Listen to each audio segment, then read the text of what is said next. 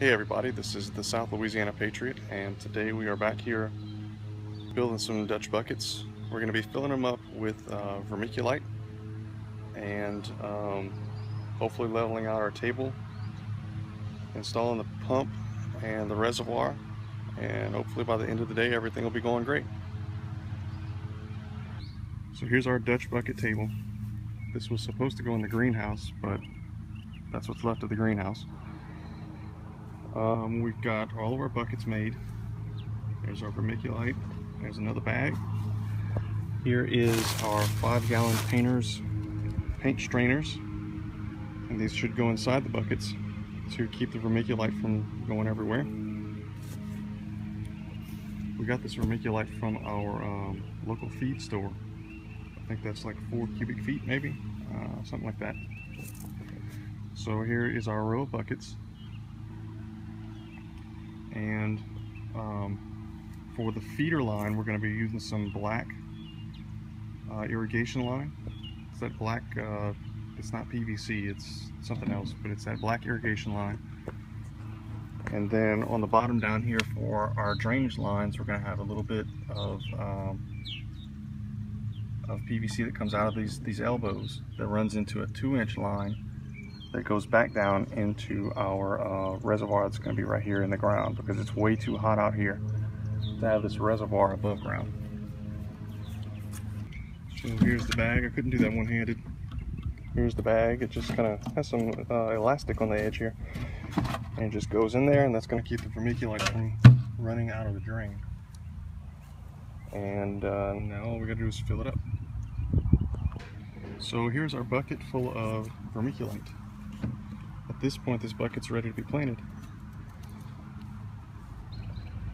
So what we want here is for the table to be either a little bit off of level, or for our PVC over here to be a little bit off of level, because we want the grade to come down towards the reservoir here at the end of the table. So what I think I'm going to do is make the table level, and then make the PVC a little bit off grade. So let's see how that goes. Okay, so as you can see, I put a nail right there, and what I'm going to do is take this aluminum wire for a shock fence, and you can get this stuff at Lowe's. It's 17 gauge, and it'll be plenty strong enough to hold up the this 2-inch pipe as water's flowing through it. And I'm just going to make a little loop here, wrap it around the pipe, and come right back up to it. And the pipe's going to come off of this, and then have a 90 going down into the reservoir. And then somewhere on the other side there's going to be the black irrigation tube. Not that stuff, that's 1/4 inch, but the 1/2 inch black irrigation tube is going to come up and probably come into the middle right here, and then run all the way down. And then those little 1/4 inch lines are going to come up out of there. We've got some fittings to go into that irrigation tube, and that's what's going to feed the plants. Now obviously this piece of PVC is 10 feet, and our bench there is 7 feet, so I'm going to have to cut the PVC probably about right there. And the rest of it, I have a 90, and the rest of it will be used to go back down into the reservoir tank. So I got the PVC on the chop saw here, and I'm going to cut out what is about 8 feet probably. It's not exact, but it's just a rough measurement. It doesn't have to be perfect. So here we go.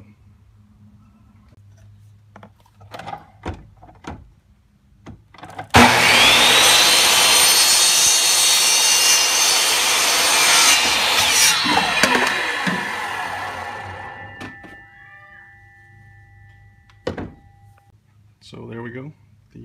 There's our spare that's going to go down into the pipe, and there is our 8-foot section approximately, and we're going to install this 90 onto it, and I'll take you out there and do that. So there is our piece of pipe. And as you can tell, it's long enough to get to the end. So let's go ahead and install that 90, and then we'll hang everything up. Okay, so I got the pipe attached here. Just kind of wrapped it around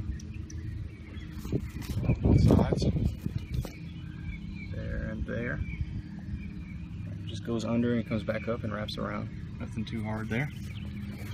And what we want to happen here is for the water, obviously, to flow from the end down there all the way up to here and come back to our reservoir into here. That's where our pump is going to be.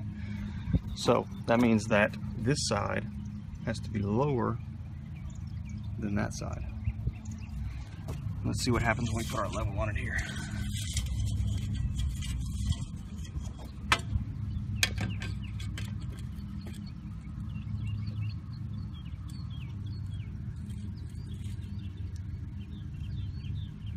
That's what we got.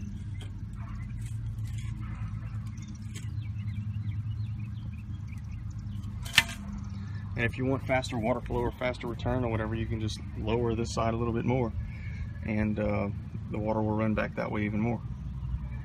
Alright, so our next step is to drill holes for our return lines into this pipe. And what I'm going to do is just take, just line them up about where they need to be, and then take a spade bit and drill me a little hole right there. Right there. There we go. So that should be pretty simple. Okay, so here we've got our 15/16 spade bit. I'm going to use this to punch some holes into a 2-inch pipe down here. And as you can see,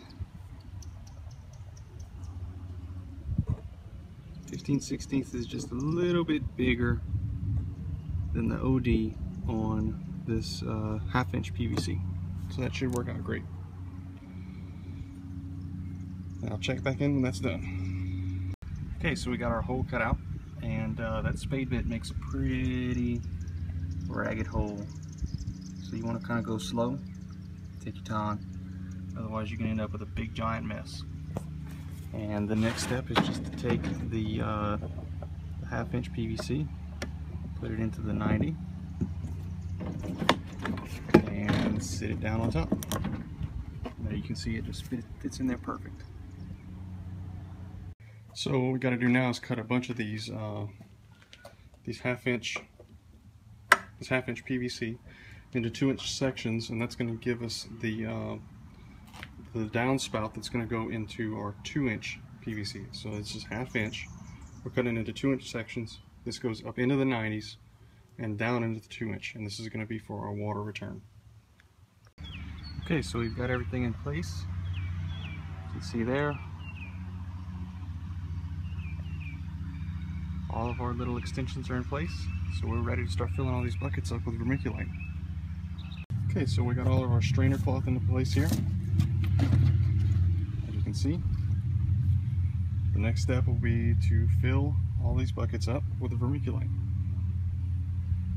Okay, so we've got all the vermiculite in place in all the buckets. It's all been watered. Everything works fine, and you can see the nastiness that comes out of it. I'm sure you don't want that in your system, so make sure you wash out the vermiculite before you set your final pump and everything up. The next step will be to dig a hole for this reservoir, because I don't want it above ground. It's going to get really hot, and I know it will be above 90 degrees. So I'm going to dig it and put it down in a hole, and that'll keep it cool. We'll get a shovel. So I just finished digging out this hole to put this toad in, and the reason that I'm doing this is because if I leave this above ground, the water's going to get really hot, probably above 90 degrees. It's going to reach whatever the ambient temperature is, and here in Louisiana, that's just not going to work. It's going to kill the plants, it's going to kill the roots. So I'm burying it. Hopefully that'll keep it cool enough that I won't have to worry about any kind of root rot. So we'll see what happens on that. Okay, so I got a little bit of water there in the reservoir. It's just enough to kind of hide the pump. Maybe about 5-6 gallons, something like that. Fixing to start installing our irrigation line here.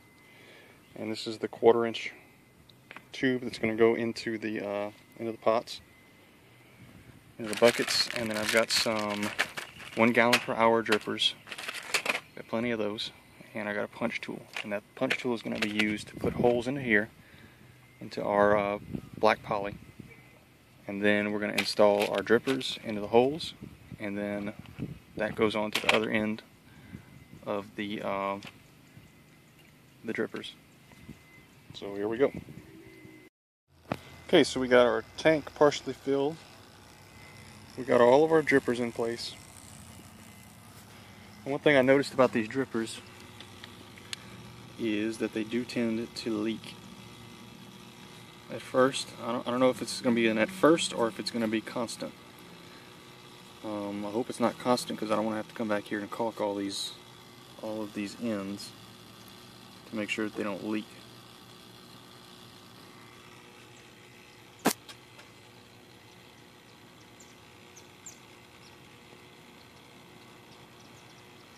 And it seems like as time has gone on, it's gotten less and less. You can see that one doesn't look like it's leaking very much anymore.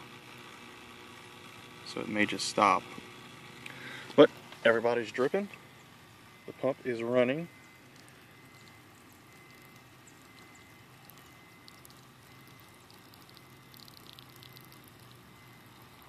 See there? And eventually these are going to go down into this vermiculite to try and keep the water down into the bucket, into the root zone, and away from the top so that we don't get algae growth on the top. You can see that over there in the strawberries, where the water is very close to the top, and it's causing root growth. It's causing algae growth, like that. So we don't want that.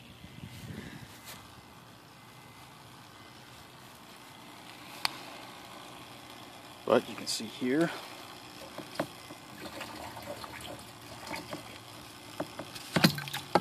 that it is dripping.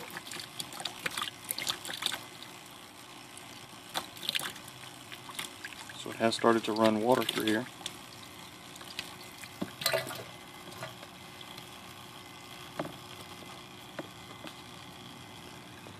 And everybody's looking happy.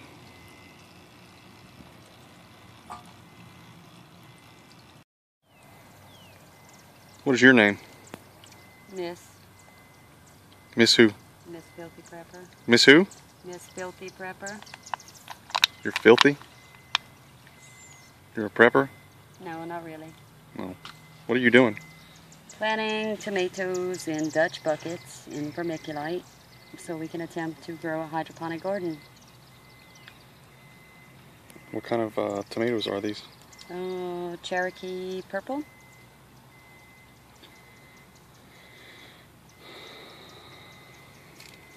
Aren't they? Mm-hmm.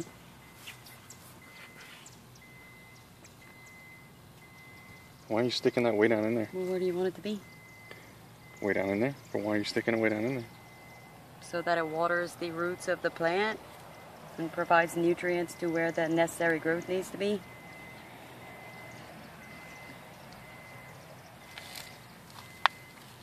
Let's see those roots. They're poking out through the bottom of the little plant cups. And we're very gentle not to break them. And these have grown way too long indoors because our greenhouse had a epic failure of weather. Minor tornado came through and took it out, so these guys have been in the house way too long.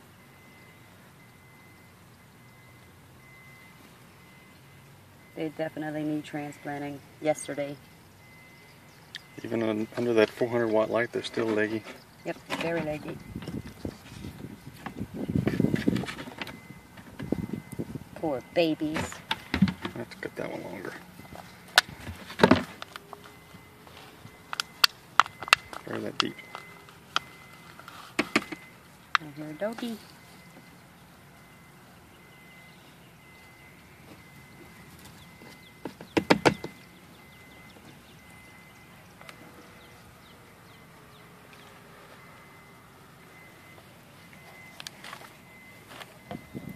Where's this tube? It fell. Hmm? It's on the side over there, it fell.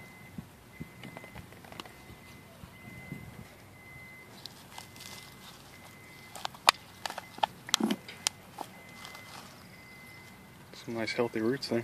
Yeah, they're beautiful. Let's just hope they make it.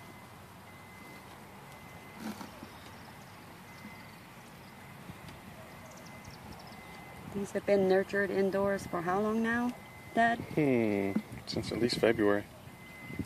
And it's May. So, hopefully we'll save them. And all these were grown from seed. Organic heirloom vegetable seed.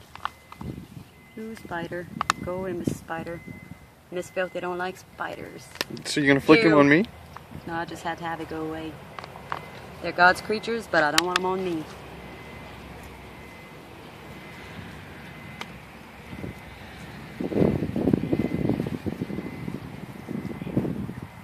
And you're not scared of them, so that makes it okay, Dad.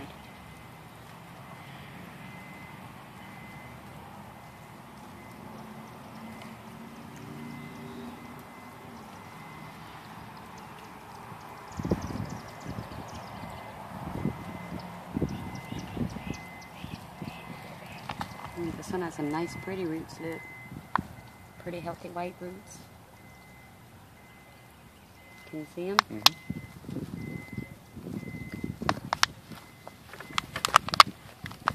Trying to be gentle here so we don't hurt him.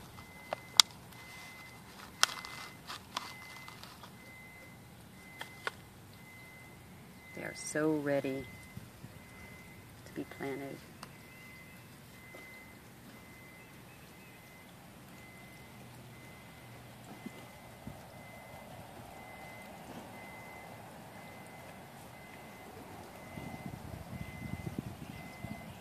Where's this tube? Now, And why do we push them down in there again? to water the roots. Roots need nutrients. That's what makes the plant grow. What don't we want the water to do? We don't want the water to pool around in the top of the plant and not flow down because it will rot the plant.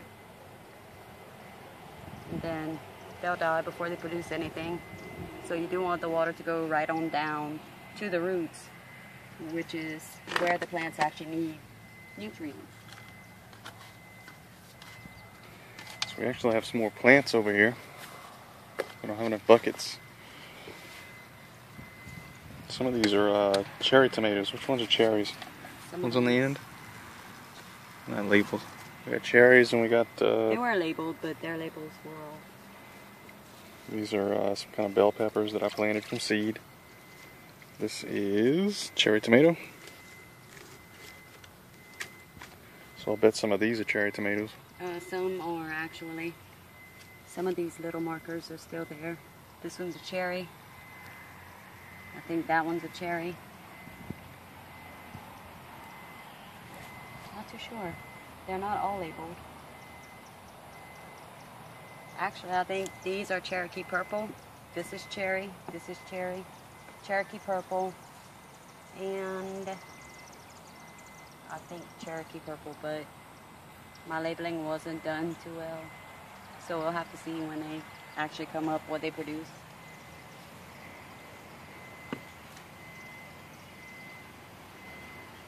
So it's now the day after the install of the Dutch bucket system. And I'm going to give you all an update on what's going on and have you take a look at basically what's going to be the final product. Here's a look at the reservoir tank that's buried in the ground. I'll put this styrofoam on top of it to keep the sun off of it, to keep it cool. This thing came with a lid, but I decided to go ahead and go with this route. And there's the pump running away inside of it. I'm probably going to put an air stone to make sure that this circulates so that the water doesn't get stagnant like you can see it's kind of doing right there. We've added in our chemicals, and I went ahead and wrote down exactly what we need right there for the fertilizer. We're using an organic liquid-based fertilizer, and it comes in three different colors. So that's what that's for. As you can see, everything is planted except for that stuff out there. We have to go to the store and get some more vermiculite or a feed store. Some people might have a question about the difference between vermiculite and perlite. And vermiculite is a silica-based, basically volcanic glass that's been heat treated. It's very similar to the way that they make vermiculite. And vermiculite is a different chemical composition, but it's not exactly the same thing. It holds more water than perlite, and it's just a little bit different. Some people say, oh, don't go perlite, and some people say, oh, don't go vermiculite, but I don't know. We'll see. We'll see what happens. But there's the basic setup. You can see everything's dripping. And I shoved these things down in there to try and keep the moisture in the pots where it needs to be. So that's basically it for the Dutch bucket build. If anybody has any questions or comments, please leave them in the comments below. This is the South Louisiana Patriot, signing off.